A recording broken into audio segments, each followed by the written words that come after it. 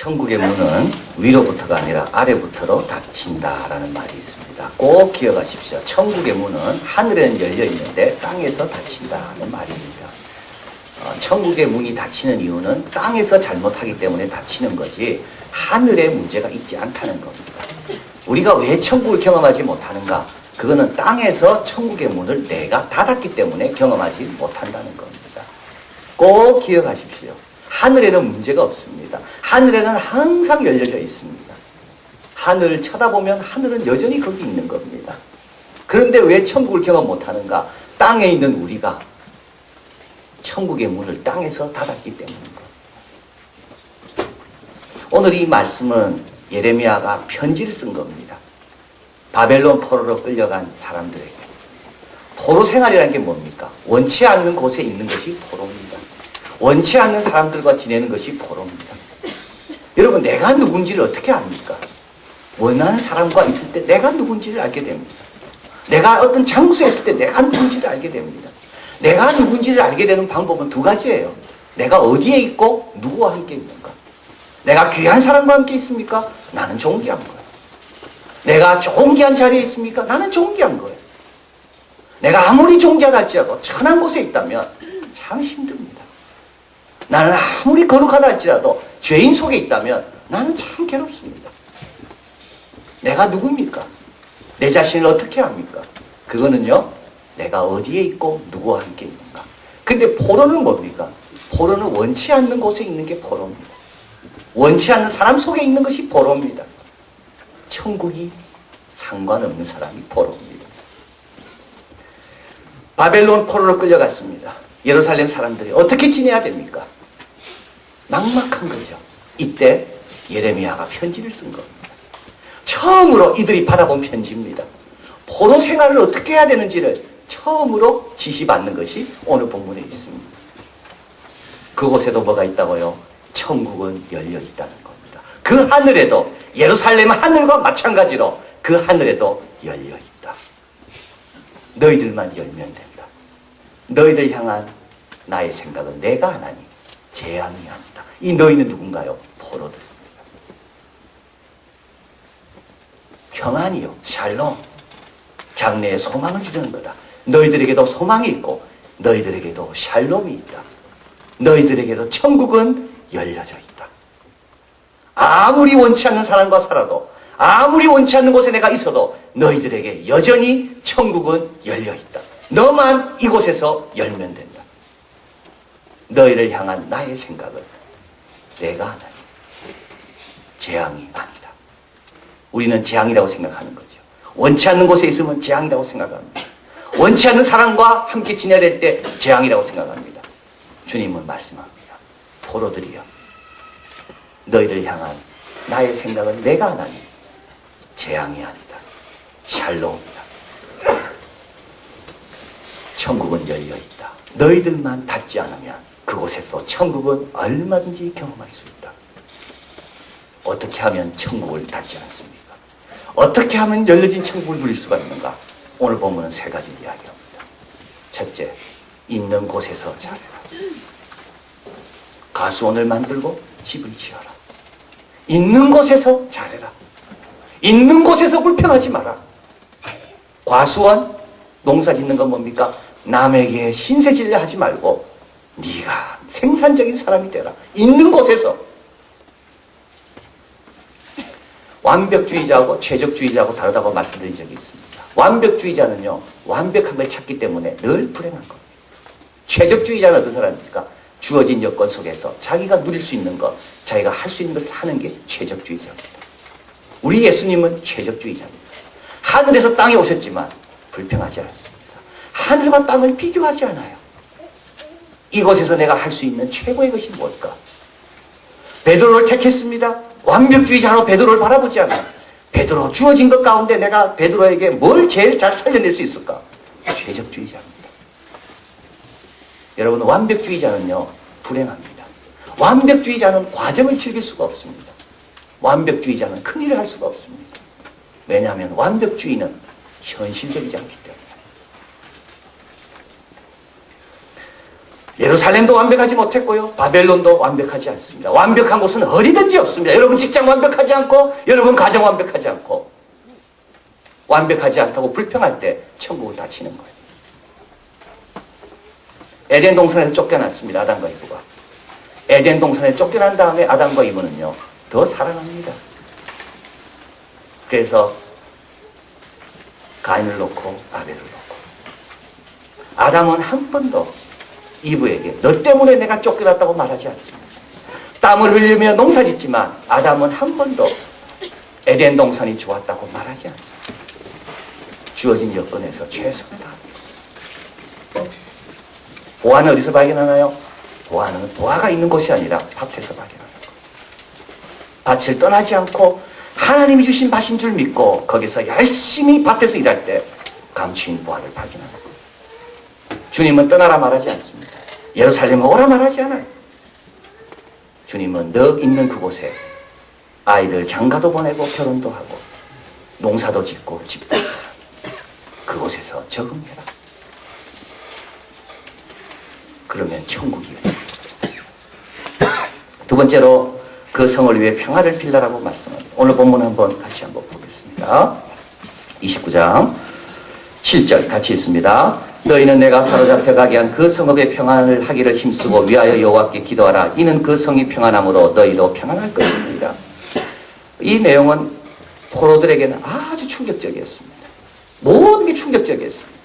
하나님은 예루살렘만 거할 줄 알고 우리는 예루살렘에서만 평안을 누릴 줄 알았는데 이곳에도 평안할 수 있다는 것은 충격이고, 더 충격은 너희를 사로잡아간 바벨론 그 사람을 위해서 샬롬을 구하라는 것. 우리가 평화롭기를 원하면서 남의 평화를 해치는 사람이 되면 안 되죠. 하나님 나에게 평화를 주십시오 기도하면서 남의 평화를 해치는 사람이 되면 그건 아주 잘못된 겁니다. 하나님은 너희가 있는 그 성읍, 너희 원수, 예루살렘 성을 회파하고 예루살렘 성전을 비웃는 그 원수들을 위해서 뭐 하라고요? 샬롬을 위해 기도하라고 말씀합니다. 샬롬을 위해 기도하는 자에게 천국의 문이 열리는 거예요. 샬롬을 위해 힘쓰는 자가 되어야 돼요. 특히 한국 사회 얼마나 양극으로 갈라져 있습니까? 주님께서 우리에게 말씀합니다. 2012년도에는 어느 쪽으로 치우치지 말고 모두의 평안을 위해 기도해라. 직장에서 어느 쪽에 속하지 말고 화목해 하는 직분을 감당해라. 그것이 천국을 여는 겁니다. 작년 12월입니다. 작년 12월 달에 튀니지의 작은 마을이죠.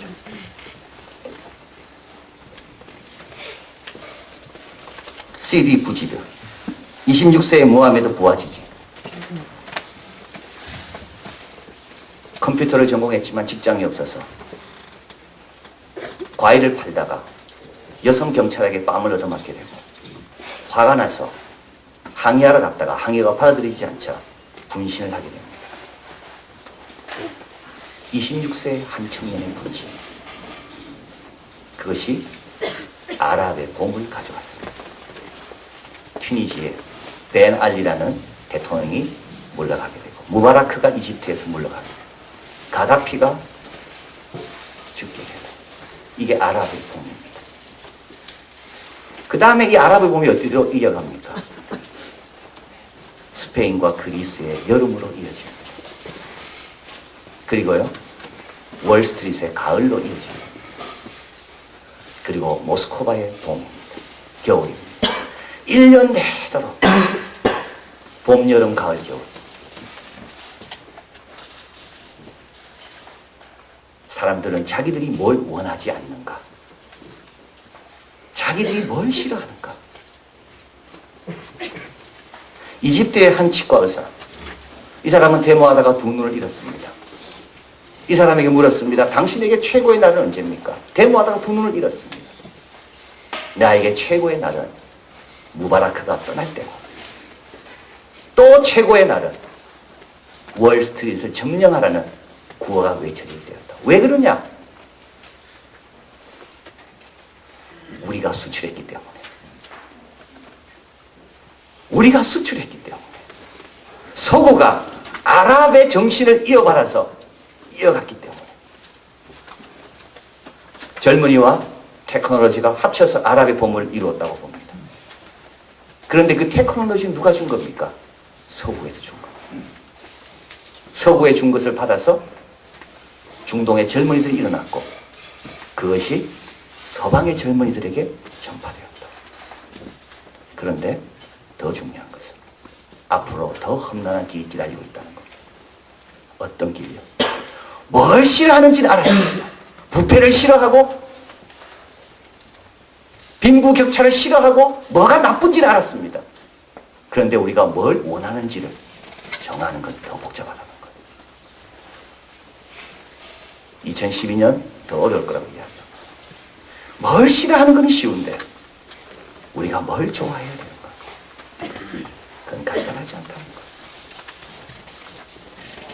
2012년 대한민국도 마찬가지입니다. 두 번의 선거가 있습니다. 기도 많이 해야 돼요. 내 혼자 편할 수는 절대 없습니다. 배가 편안해야지 배 안에 탄 승객도 편안한 겁니다. 요셉이 애굽을 위해서 열심히 일하니까 애굽의 샬롬을 위해서 열심히 일하니까 자기 가족 70명을 구원했습니다. 다니엘이 열심히 일하니까 바벨론을 위해서 그의 친구들에게도 영광이 돌아가는 하나님의 영광이 드러나는 일이 일어난 겁니다. 완벽한 세상 없습니다. 여러분 불평하고 원망한다고 해결되는 거 하나도 없습니다. 천국의 문을 열기 위해서는 화목케 하는 직책, 샬롬을 비는 기도가 계속 있어야 되는 겁니다. 그래서 2012년 평화를 위해서 기도하시고 나라를 위해서 기도하시고 여러분 직장을 위해서 기도하시고 그럴 때 천국은 닫히지 않고 바벨론 땅이 닫지 않고 포르라지도 열린다는 겁니다. 마지막으로 천국을 열기 위해서는 어떻게 해야 되는가? 말씀으로 살아가야 됩니다. 오늘 본문에서 주님께서는 농사 지어라, 집을 지어라 말씀합니다. 그리고 성읍의 평안을 하기를 힘쓰고 기도하라고 말씀합니다. 그리고 8절의 마지막으로 같이 읽어볼까요? 만군의 여호와 이스라엘 하나님이 이같이 말하노라. 너희 중 선지자들에게와 복술에게와 혹하지 말며 너희 꿈과 꿈도 신청하지 말라. 9절 읽어볼까요? 내가 그들을 보내지 아니했어도 그들이 내 이름으로 거짓을 예언함이니라. 여호와의 말이니라. 참 중요한 내용이 있죠. 혹한다는 말이 중요한 겁니다. 이런 거짓 선지자들은요, 우리를 혹하게 할 그런 내용들을 많이 갖고 있습니다. 이런 게 없다면 우리가 왜 거기 따라가겠어요? 예레미야는요, 기적 행한 것이 한 번도 없습니다. 예레미야에는 말씀밖에 없어요. 복술자들과 꿈꾸는 자들에게는 엄청난 기적과 엄청난 신기한 일이 많이 일어납니다. 혹하기 쉬운 거예요. 근데 주님이 말씀합니다. 나는 그들을 보낸 적이 없다. 꼭 기억하세요. 혹하기 쉬울수록 조심해야 되는 거예요. 나는 그들을 보낸 적이 없다. 주님 보낸 종이 있죠. 누굽니까? 예레미야예요. 주님이 확실히 보낸 게 있습니다. 뭡니까? 말씀입니다. 주님께서 확실히 역사하는 것이 있습니다. 주님의 몸이 교회입니다. 교회의 기적이 안 일어날 수도 있어요. 교회가 늘 일상적인 일밖에 새로운 일이 안 일어날 수도 있어요. 마치 예레미야가 다 했던 말 또 하고 했던 말 또 하고. 근데도 주님은 나는 예레미야를 보낸 자지 너희들이 혹하기 쉬운 그런 사람을 보낸 분이 아니다. 70년 뒤에 돌아올 거라고 이야기합니다. 70년 동안 어떻게 견딥니까? 말씀을 통해서 견딥니다. 창세기 1장 2절에 땅은 공허하고 혼돈하며 흑암이 깊음 중에 있더라. 이건 누굴 가리키는 말씀입니까? 바벨론 포로를 가리키는 말씀입니다. 창세기는 바벨론 포로 때 완성된 책입니다. 땅은 공허하고 흑암이 있고 혼돈스러워. 근데 1장 3절에 말씀이 있으라 하시며 하나님의 말씀으로 빛이 나타나기 시작합니다. 2012년 여러분 혹하기 쉬운 대로 가지 마십시오. 답답하고 반복되고 지루하다 할지라도 말씀을 주신 교회, 하나님 성경 말씀 안에 머물러야 되는 것. 그러면 거기에 흑암과 혼돈과 공허가 사라지고 주님의 때가 될 때 빛이 임하는 날이 올 것입니다. 여러분 천국을 받으면 안 돼. 말씀 가까이 해야 되는 거예요. 하나님이 보냈는지 안 보냈는지 알지도 못하는 곳에 매여 있지 말고 하나님이 확실히 내 이름을 두기로 작정한 그 교회 말씀에 머물러야 되는 거예요. 그러면 너희를 향한 생각은 내가 안 하니 재앙이 아니로 평안이요 장래의 소망을 준다. 이것이 이루어지는 겁니다. 바벨론 포로들은 이 편지를 받고 어떻게 했을까요? 잘 지켰습니다. 이스라엘 역사 가운데 제일 창조적이고 제일 영적인 시기는 언제냐? 바벨론 포로 시기였다고 봅니다. 이때 그들은 뭘 만들었나요? 회당을 만들었습니다. 그리고 아이들과 함께 하나님 말씀을 들었습니다. 이들이 거기서 뭘 만들었습니까?